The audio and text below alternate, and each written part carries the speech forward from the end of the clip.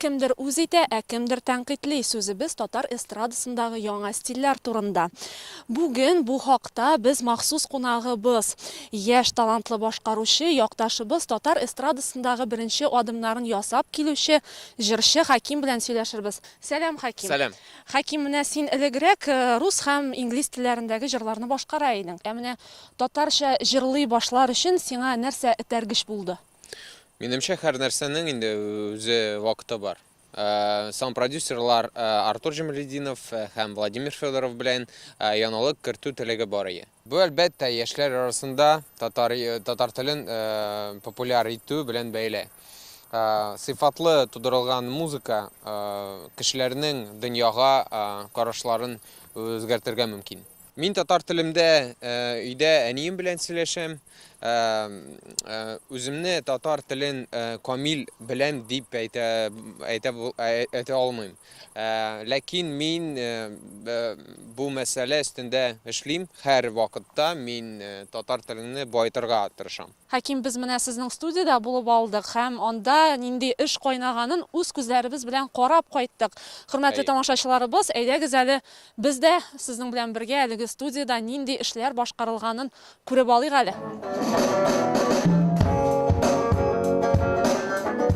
USP Record студиясында эшнең туктаганы да юк. Монда Россия һәм Татарстан артистлары өчен көйләр иҗат ителә. Хаким заманча электрон музыка стилендә ясалган җырларны башкара. Менә дигән тинкарлар, акыллы, саф йөрәкле, бәхетләргә тиң парлар. Тулайым алганда әлеге треклар дип хаус жанрына туры киләләр. Татар эстрадасы өчен бу үзгә формат. Яңалык кертүнең уңай яклары күп әлбәттә. Классикага яңа сулыш өрелә, милли эстрадада киңәя, баетыла. Әмма бу безнең милли көйләрне оныту дигән сүз түгел, татар җырында яңа юнәлешләр булдыру.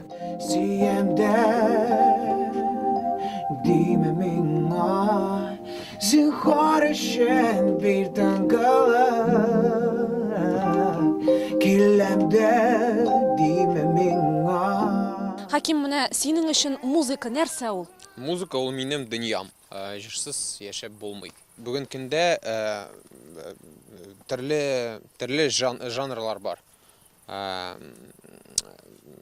Һәм инде һәр артистның үз тамашачысы бар. Критикасыз да булмый, һәр кемнең үз фикере бар.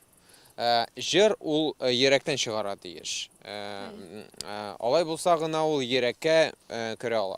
Бүгенге көндә Гузалия белән җыр яздырдык. Җыр бик күп халыкка ошады. Һәм инде Казанда без клип ясадык. Экраннарда тиздән.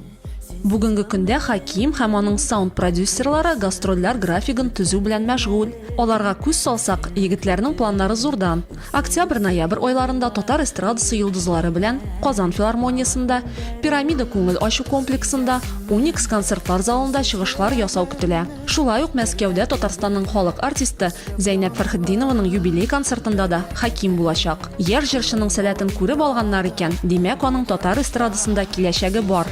Без исә якташыбызга яңа үрләр яулауда уңышлар телибез. Рамиля Хамидуллина, Раил Зайнуллин, Мәдәният яңалыклары сәхифәсе.